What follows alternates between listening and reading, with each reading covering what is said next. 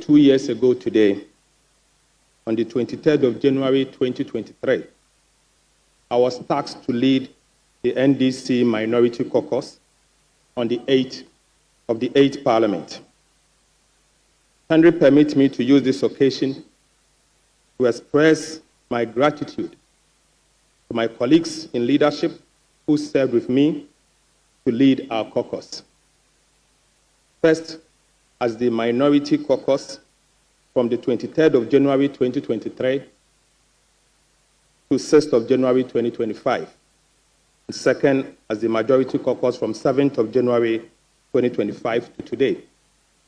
I pay tribute to Honorable Emmanuel Ama Kofibua, the MP for Lembele, the Honorable Kwame Govins Abuja, the MP for Adaklo, the Honorable Ahmed Ibrahim, the MP for Banda, and Honorable Comfort Doyo Kujo, the MP for the Ada constituency.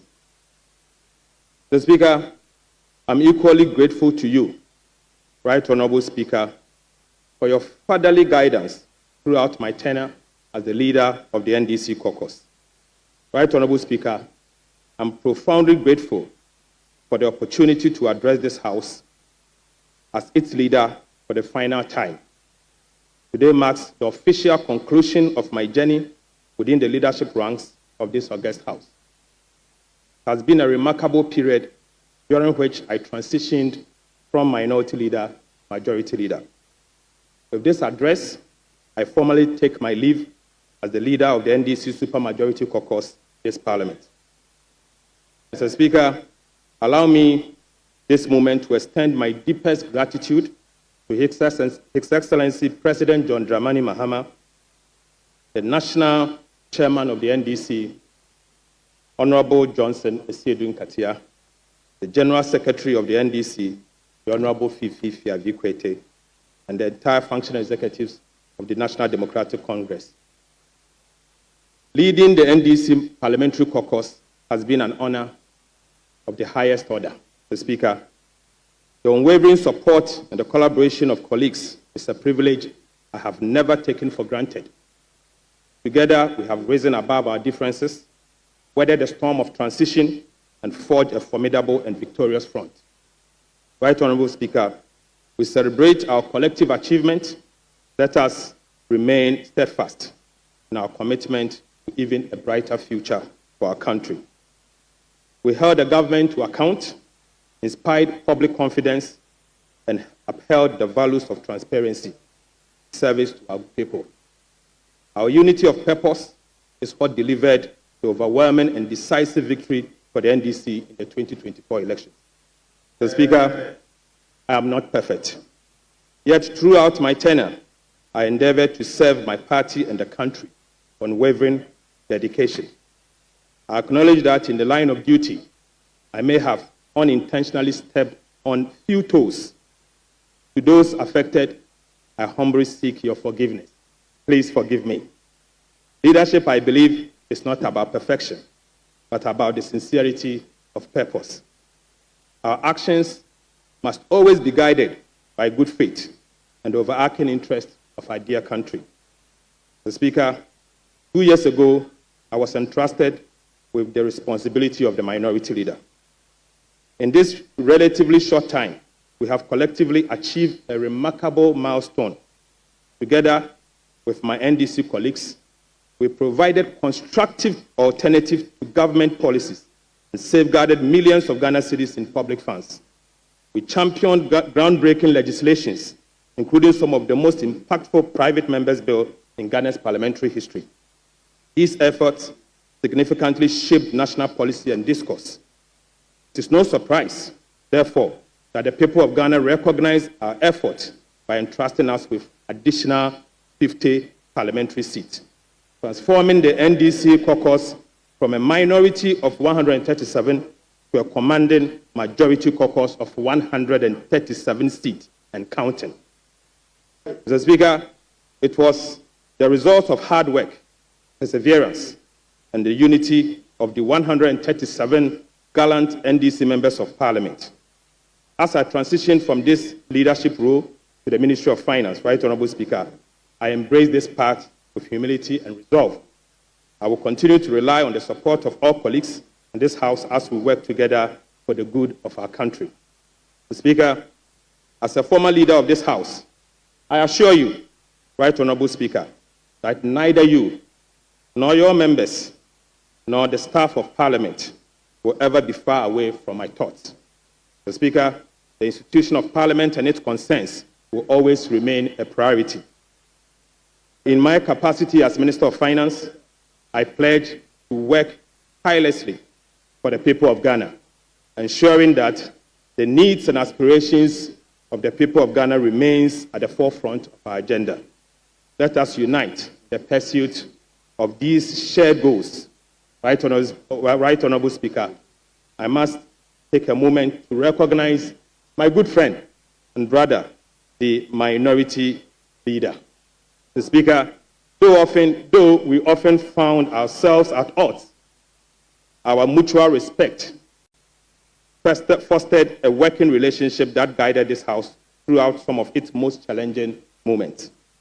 To the dedicated staff of the Parliamentary Service, thank you for the invaluable support you have provided me and my colleagues in leadership.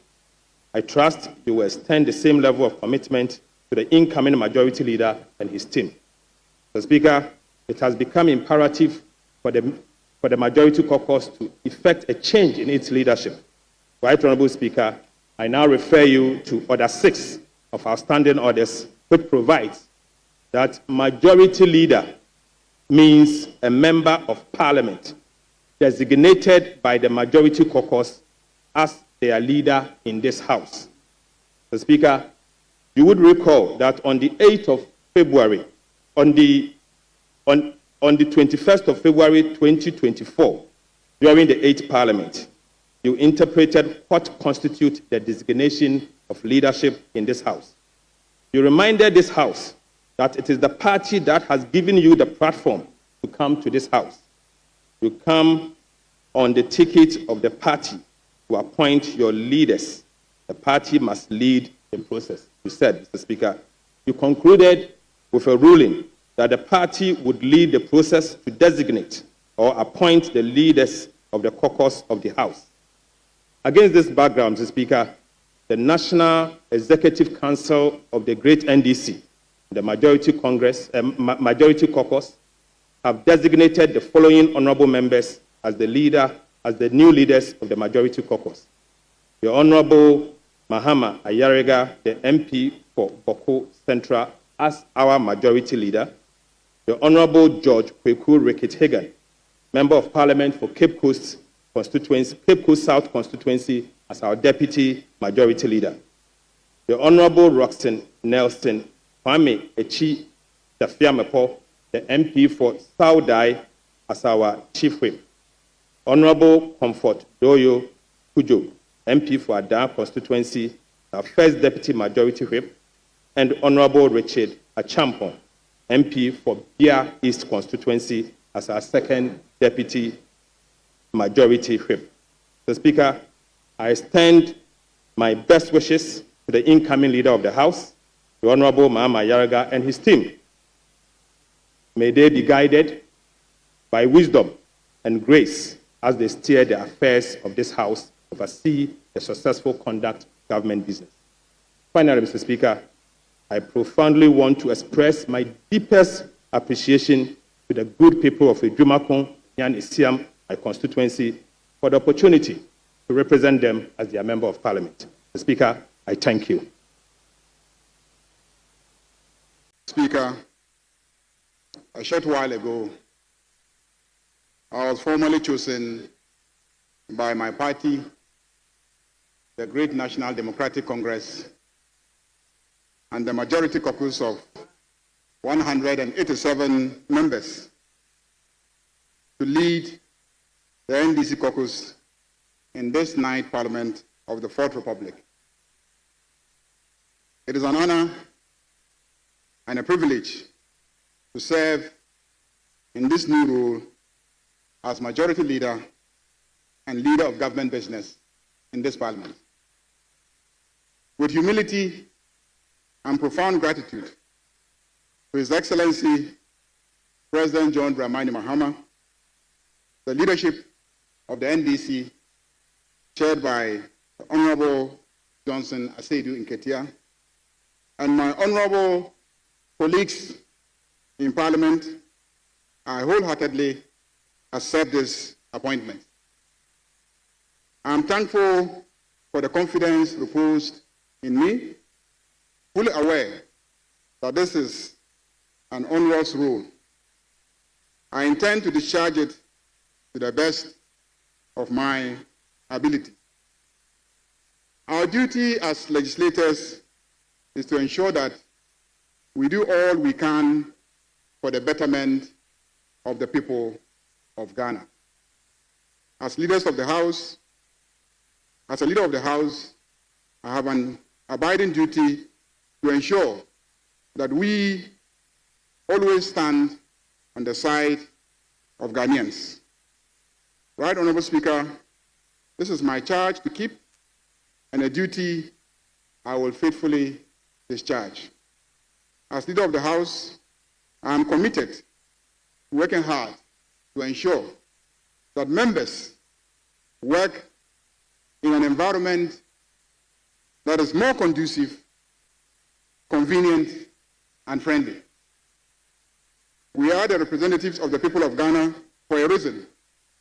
Let us always be guided by this, that way we will carve a place for ourselves in the annals of our dear country.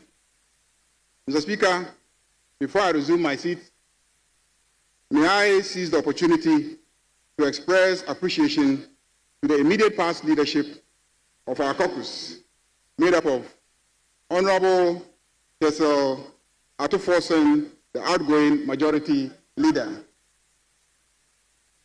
Honorable Emmanuel Ama Kofibua, outgoing deputy majority leader. Mr. Speaker, Mr. Speaker, Mr. Speaker, Mr. Speaker, in the case of Honorable Bua, I intend that his seat should be relocated to behind the pillar. Honorable Kwame Governs Abuja, outgoing majority whip, Honorable Ahmed Ibrahim, outgoing first deputy majority whip, and the youngest lady in the chamber, Honorable Comfordoyo, outgoing second deputy majority whip, and incoming first deputy majority whip. I also want to thank all the members of our caucus for the unity and oneness of purpose displayed.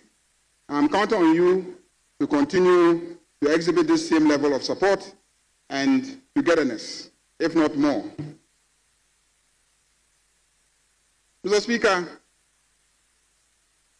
my main agenda in this House is to pursue the manifesto and program of His Excellency President John Dramani Mahama, a manifesto and a commitment that has received the overwhelming support and vote of Ghanaians.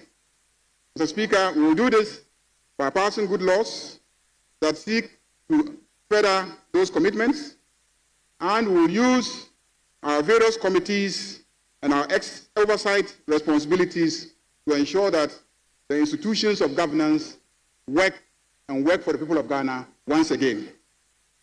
Let me use this opportunity to thank the minority leader and our friends on the other side of the aisle for the cooperation and support we have received so far since the beginning of this night's Parliament.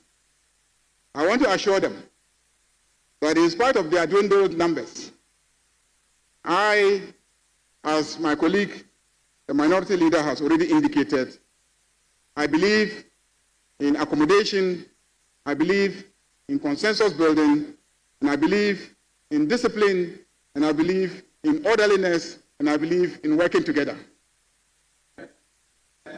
I look forward to working with you and to ensure that the good people of Ghana are well served by this parliament. Finally, Right Honorable Speaker, I believe that I will succeed. And the main reason why I will succeed is because your very good self is still in this chamber. When I came into this chamber 20 years ago, you were the leader of my caucus. And I have learned so much from you. You have risen from minority leader to majority leader. You've served in the executive arm of government. You've risen from deputy speaker, and now you are the speaker of the parliament. And you are in this chamber. And so I believe that you cannot afford to see me fail.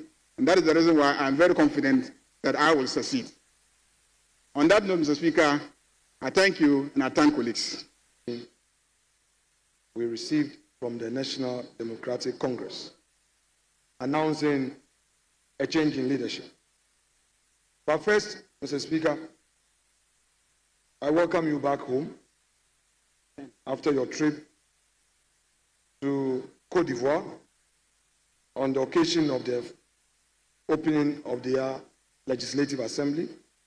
You continue, Mr. Speaker, to project the good image of this House, and I pray that you continue with strength to deliver on your mandate in this 9th Parliament. Second, my respected colleague, Dr. KCL Atu-Forson and his team, congratulations. You've done what you have to do for your party. Yesterday, I watched you, Dr. Forson, on the TV, together with your Chief Whip, Kwame Govins Abuja, taking the ministerial oath. I wish you well. Indeed, this is a time to serve your country in another capacity, and your party has recognized that, and Mr. President has honored you. This was a great time working with you.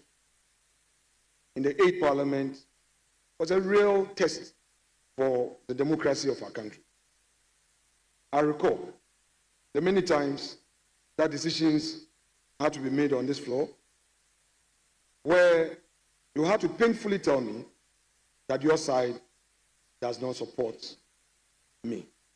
I took it in all its stride, and today democracy has won. Mr. Speaker, the outgoing majority leader, or the former majority leader, Dr. Forson, was right when he stated that in spite of all of these, we kept a good friendship. I recall also his chief whip.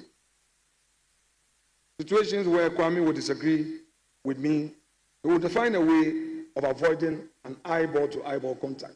He will be looking elsewhere.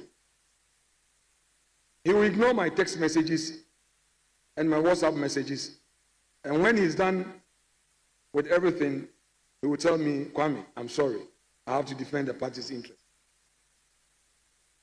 My good friend, Emmanuel Amakofibua, we often gave wrong signals to the optics.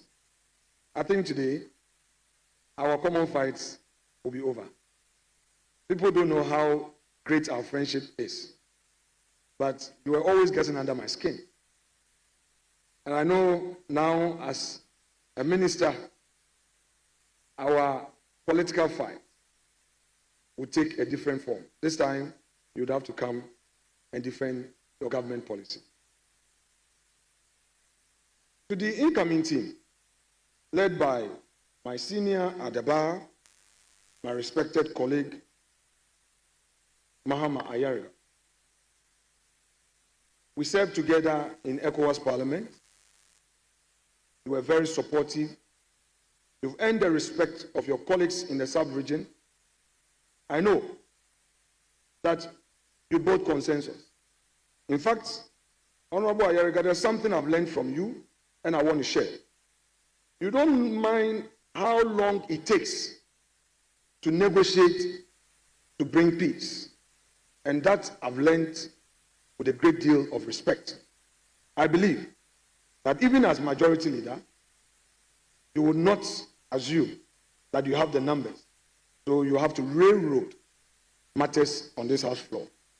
I pray that you continue with that skill so that together we ensure the peace of this House by assisting Mr. Speaker.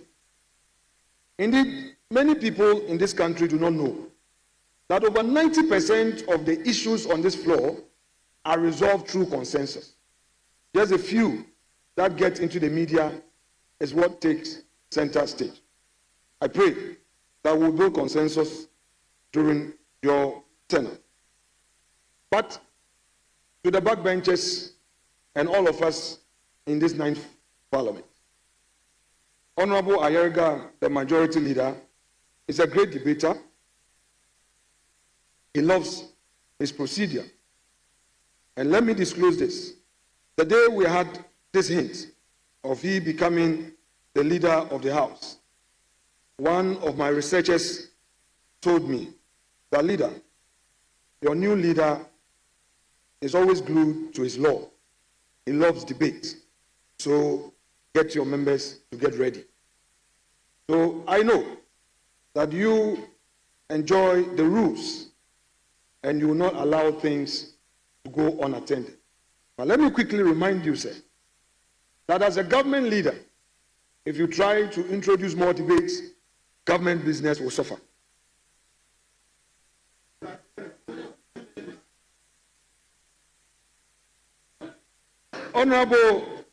Honorable Deputy Leader, my respected, quite soberly minded gentleman, we are from the central region. We've shared great moments together. I know I gave you some tough times when you were a deputy finance minister, and I was in opposition in the backbench those days, but we still kept good friendship. And Eche, my steady mate, not many people know this. We studied long hours to pass our law exam. Again, I know how passionate you are about the work you do. But again, too many debates will spoil government business. Be reminded. On that note, Mr. Speaker, I would want to congratulate the new team one more time and assure them that our side will treat them with respect. We'll work together, beautify democracy, assure the nation that although it is NDC and MPP, to borrow from Honorable Kennedy Japan, it's about systems and policies. Richard, who has joined the team, who worked on the finance committee, you know your finance committee matters, and you've now been brought to leadership. It's a signal to us what you expect from the majority to add up to the team on key matters. So we'll prepare to face you on issues of the floor. And my own mother, Honorable Doyu, you add up to the beauty of leadership. Always being a mother for all of us. I know in difficult moments, you came to me and gave me some good counseling. I'm happy that you are still part of the team as the most experienced to support the new team to work and work well for the good of all of us. Welcome once again. Congratulations to you, Mr. Speaker.